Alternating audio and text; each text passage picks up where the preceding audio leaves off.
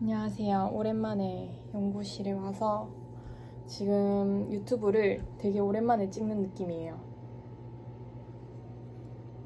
토요일인데 운동하고 아침에 친구랑 좀 놀다가 점심 먹고 운동하고 지금 5시 20분인데 이제 연구실로 왔습니다. 사실 오늘 약간 좀 토요일이라서 약간 해이해지는 상태였는데 내일까지 논문을 하나 이제 수정 후 재심이 뜬 게 있어가지고 그거를 제출해야 되는데 교수님이 연락이 오셔가지고 그거를 어서 또 피드백을 수정 반영해가지고 또 제출을 해야 될 것 같아요. 그래서 부랴부랴 또 연구실로 왔습니다. 뭔가 이렇게 와야 하는 이유가 있어야지 또 오게 되는 것 같아요. 그리고 제가 오늘 저녁을 뭔가 뭘 먹을까 계속 고민하다가 저녁 먹는 시간이 뭔가 이렇게 약간 아깝다고 해야 되나? 또 준비하고 이렇게 식사하고 하면은 시간이 오래 걸리니까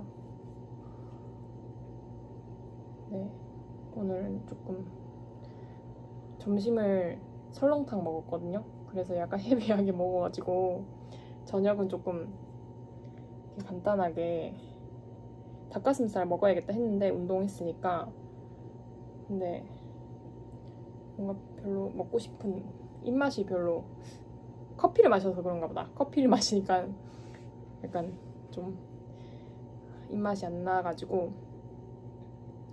바나나랑 계란이랑 그리고 신비복숭아라고 아세요? 신비복숭아를 먹으려고 들고 왔습니다. 그리고 아몬드 브리즈. 이 거의 저녁 맞죠?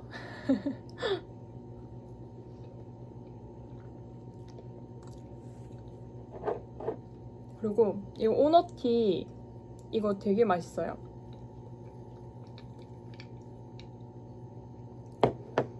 제가 땅콩버터를 이거를 먼저 구입을 해가지고 땅콩버터랑 사과를 이렇게 맛있게 먹었는데 이게 다른 맛도 있더라고요. 그래서 초코 맛이 있어서 샀는데 여기에 이게 바나나랑 이렇게 먹으면 되게 맛있대요. 그래가지고 한번 먹었는데 또 너무 맛있어가지고 계속 먹게 되는,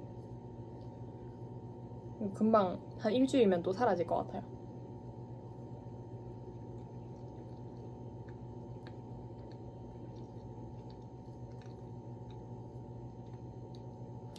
근데 이게 초코 크림 뭐라고 하죠? 생각이 안 나네 갑자기.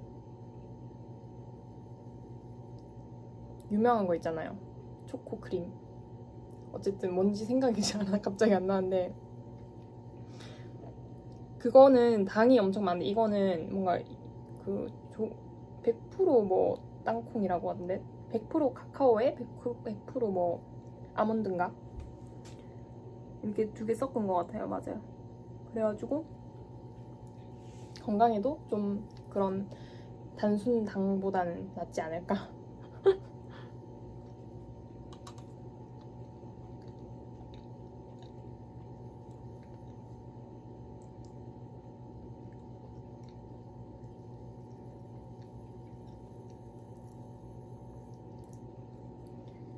이제 마지막 바나나라서 집에 바나나를 더 사야 될 것 같아요.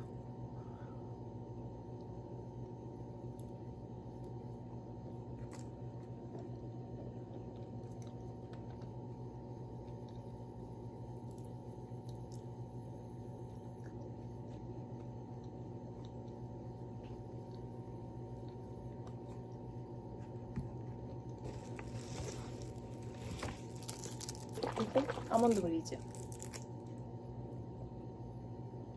이거 한 박스 사놨어요. 한 박스 사놓으면 이거 되게 간편하게 잘 먹거든요.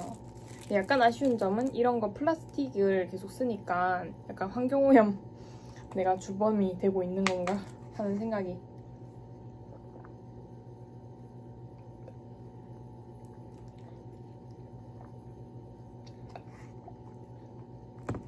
그래서 이런 것도 약간 좀 종이로 바꾸면 어떨까 그런 생각했어요. 이게 신비복숭아예요. 여름 되면 이제 뭐라 해야 되지? 이런 과일이 있으면 이게 간식으로 좀 괜찮고 그래서 근데 먹었는데 너무 맛있는 거예요. 그래서 신비복숭아 추천합니다. 간식으로. 그리고 계란, 반숙 계란. 일단 단백질은 잘 먹어줘야 돼요. 그래야지 또 운동한 거 잘 스며드니까. 오늘은 사실 유산소 운동밖에 안 하긴 했는데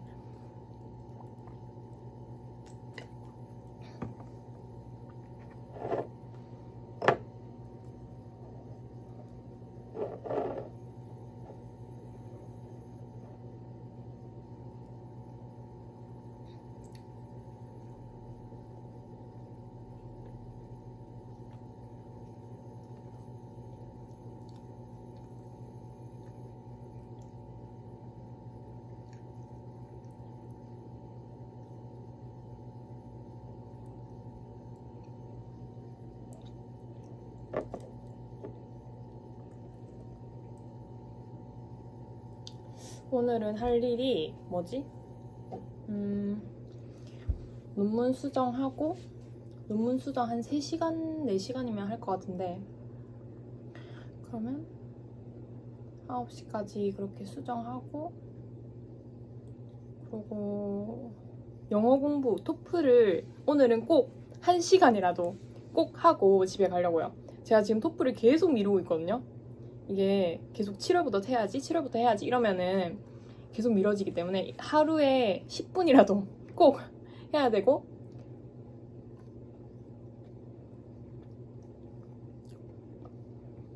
일단 시작해야 합니다. 뭐든지. 그래야지 뭔가 대단하게 하려면은 계속 미루게 되거든요. 아, 그리고 제가 원래 토요일 오전에 항상 강의하던 게 있었거든요. 이아콜라라고 그 발달장애 성인분들을 위한 여가생활 프로그램인데 그거를 강사를 좀 하다가 지난주에 종강을 했어요. 그래서 오랜만에 토요일 오전에 친구들이랑 좀 놀고 좀 쉬었거든요. 물론 그 프로그램 할 때도 되게 재밌게 했어가지고 좋았는데 또 뭔가 매주 토요일을 그렇게 하다가 갑자기 토요일 오전이 쉬니까 좀 뭔가 이상하더라고요. 갑자기 여유로워진 느낌?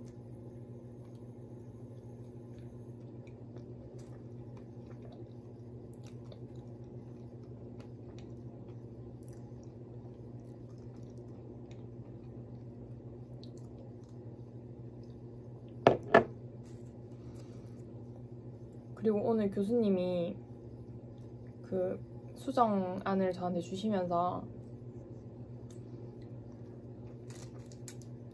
되게 글쓰기 실력이 좋아진 것 같다고 칭찬을 해주셨거든요. 그래서 너무 뭐랄까 교수님이 이렇게 뭔가 적극적으로 칭찬을 해주신 게 되게 좀 약간 감동적이었다고 해야 되나? 그래서 저도 너무 이렇게 감사해서 더 열심히 해야겠다. 설마 이거 교수님의 큰 그림 아니겠죠? 저를 이렇게 열심히 하게 만들려는. 하지만 어쨌든 그 칭찬을 전 진심으로 또 받고 열심히 또 저에게 주어진 대로 하려고 합니다. 제가 지금 요즘 쓰고 있는 논문 중에 하나가 그 사회정서 프로그램 저희 나라에 그 실행된 사회정서 프로그램 학교 기반의 그 실험 연구들을 모아서 어떻게 진행되는지 전체적으로 이렇게 훑는 문헌 연구를 지금 이제 쓰고 있는데 그 올해부터 한국형 사회정서 프로그램이 한 해에 6회 진행하도록 이제 그 교육과정으로 필수로 넣으셨더라고요. 이게 교육부에서 이제 실행을 하는 건데 근데 그게 연구진을 제가 한번 살펴보니까 다 그 의사 선생님들이시더라고요. 그래서 의사 선생님들이 주도를 하고 정신과 의사 선생님이더라고요. 그래서 정신과 선생님들이 주도를 하고 거기에 이제 교사들이 이제 협력해서 진행한 그런 거가 배경이었는데, 아, 이게 왜 이게 교육 현장에 가르치는 선생님들이 하는 건데 사범대 뭐 이렇게 교사들을 포함하지 않고 의사 선생님들이 주도를 하셨을까? 그게 또 저는 의문이었고, 6회기는 사실 되게 짧거든요.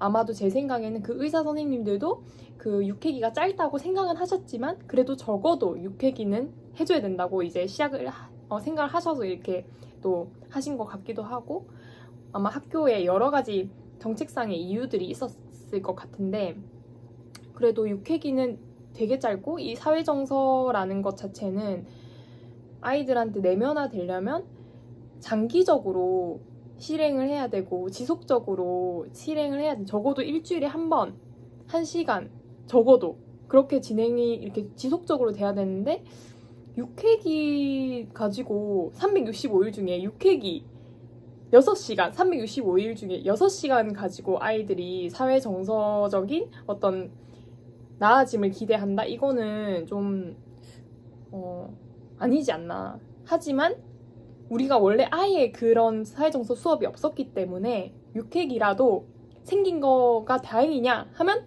다행이다. 하지만 너무 적다, 시수가. 너무 적다. 그런 생각이 들고, 또 이게 사회정서 프로그램을 진행을 할 때 독립적으로 사회정서만 가르치는 게 있고, 교과 수업과 같이 진행할 수 있는 그런 협력형이 있거든요. 협력형이 아니라 뭐라고 해야 되지? 그 연계형, 교과 연계형이 있는데, 이렇게 독립형으로 6회기를 진행을 하게 되면 아이들의 그 수업과도 전혀 관계가 없고 단발성으로 이루어질 위험이 되게 크다는 거죠. 기존에 저희가 진행하는 어떤 뭐 성교육이라든지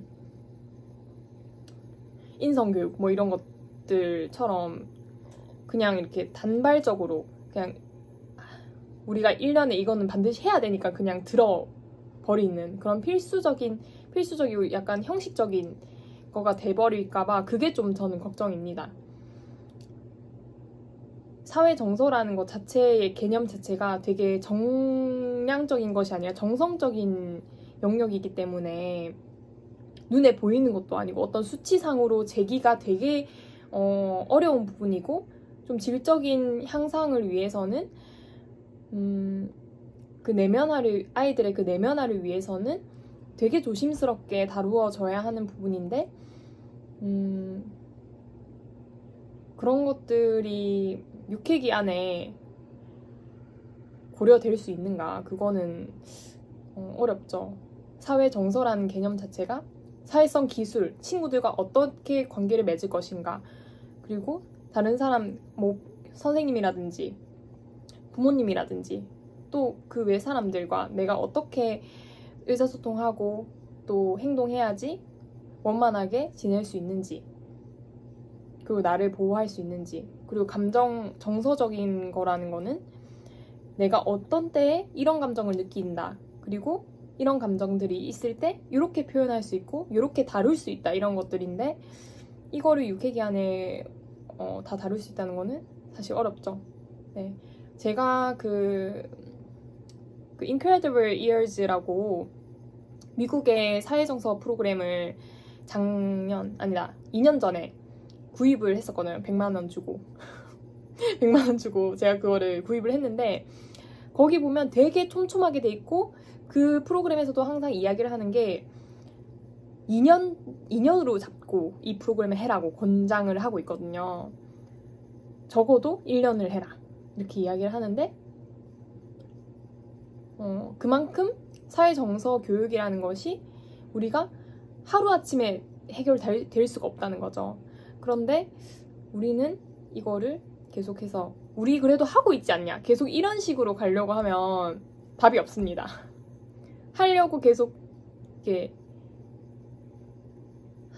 하더라도 제대로 좀 해야지, 이렇게 가야지, 아 우리 그래도 하고 있다 이런 식으로는 좀 어렵지 않을까, 그런 생각이 들고, 물론 이게 단순히 비판한다기보다는 물론 제가 만약에 그 연구진이 되더라도 되게 어려운 일들이 많았을 것 같아요. 근데 어쨌든 이런 비판과 나아가야 할 방향들을 계속 이야기함으로써 우리가 어떻게 아이들을 가르칠 거고 왜 가르쳐야 되는가에 그런 왜 그렇게 해야 되는지에 대한 이유들을 더 좀 찾고 또 그렇게 좋은 방향으로 나아갈 수 있는 계기가 되지 않을까 그런 생각으로 어쨌든 이런저런 내용들을 제가 담아서 이 그 문헌 연구에도 지금 이제 2025년부터 사회정서 프로그램을 시작한다고 하는데 기간이 너무 짧다는 것을 제가 좀 더 많이 이렇게 어필을 했거든요.